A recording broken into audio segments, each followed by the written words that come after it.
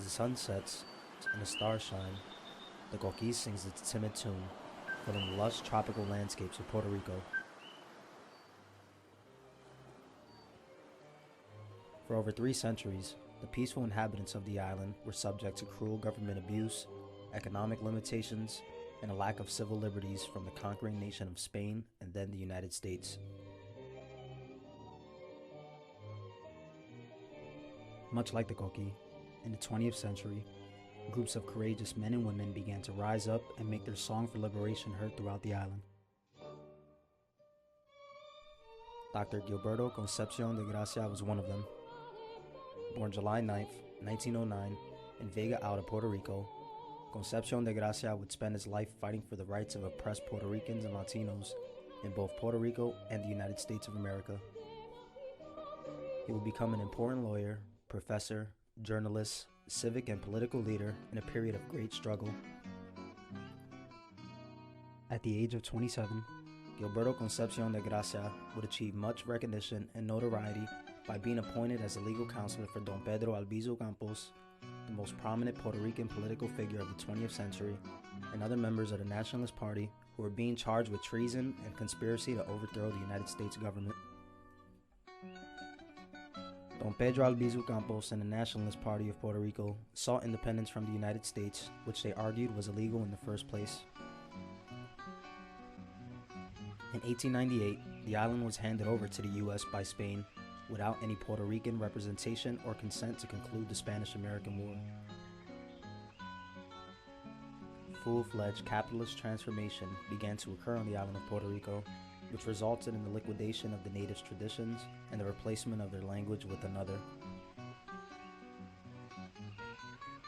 In the first quarter of the 20th century, Puerto Rico, the smallest island of the Greater Antilles, a land which had always been described as rich, fertile, capable of producing fruits, vegetables, and roots in abundance year-round, was being cleared out by the United States government and corporations to make way for sugarcane plantations, large chemical plants, and military experimentation, which would lead to increased cancer rates and serious illnesses for many of the citizens.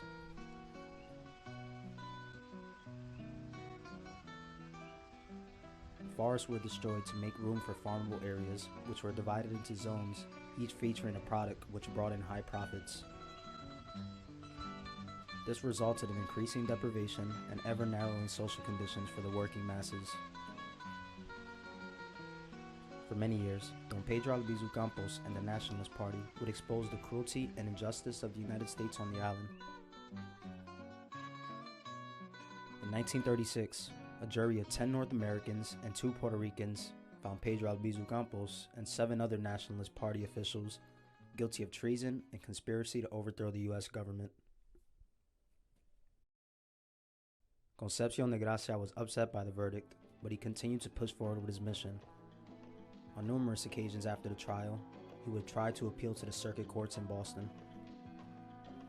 Concepción de Gracia would remain in the United States after the trial and establish a firm in New York City that worked to help Hispanic immigrants and other impoverished people in the city who were victims of injustice and discrimination. At the time, Puerto Ricans living on the island were being encouraged by the United States government to migrate to the mainland, where an abundance of job opportunities were promised. Upon arriving to the United States, most Puerto Ricans found living conditions desolate.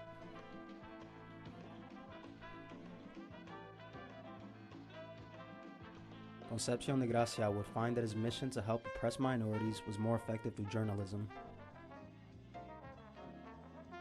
He became the editor of the influential newspaper La Voz, and he would befriend like-minded Congressman Vito Marcantonio. They would work in close collaboration, fighting for Puerto Rico's independence from the United States by campaigning together, organizing groups, mounting public galleries, and holding rallies and city walks.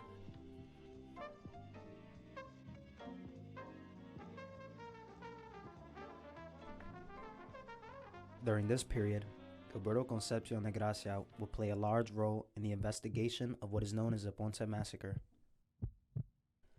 On March 21st, 1937, a march was held in Ponce, Puerto Rico, to commemorate the abolishment of slavery on the island in 1873.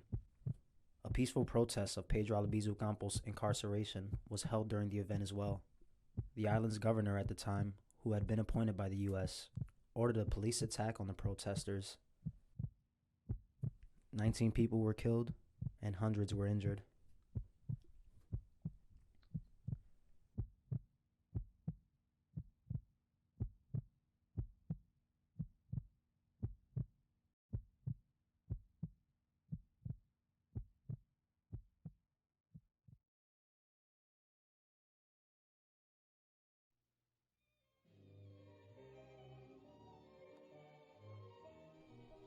Many of the people who sought Puerto Rican independence believed that the U.S. was using Puerto Rico as a sort of Caribbean military watchdog. By the 1950s, 10% of the land was converted into military bases, and about 75,000 Puerto Ricans became U.S. soldiers. Concepción de Gracia opposed the militarization of his island and the compulsory joining of the army by its citizens.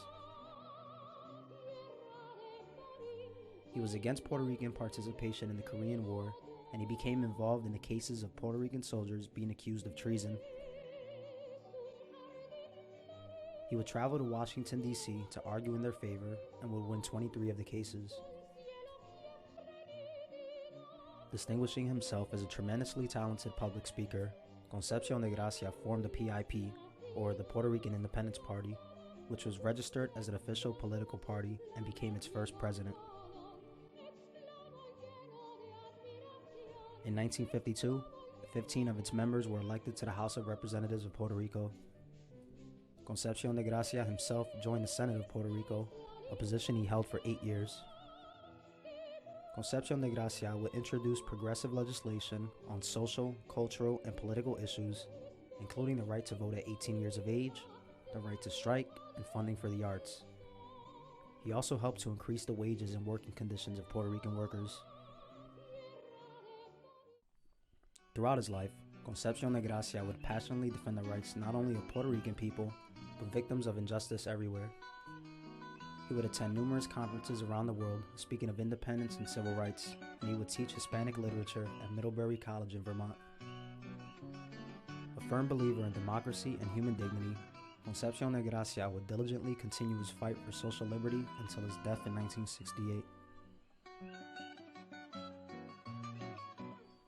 Today, Gilberto Concepción de Gracia's legacy lives on, as the Puerto Rican Independence Party remains active and vocal on the island, and many places in Puerto Rico bear his name, including a beach on the island of Vieques, Puerto Rico, and in his hometown of Vega Alta, a statue was erected in his honor.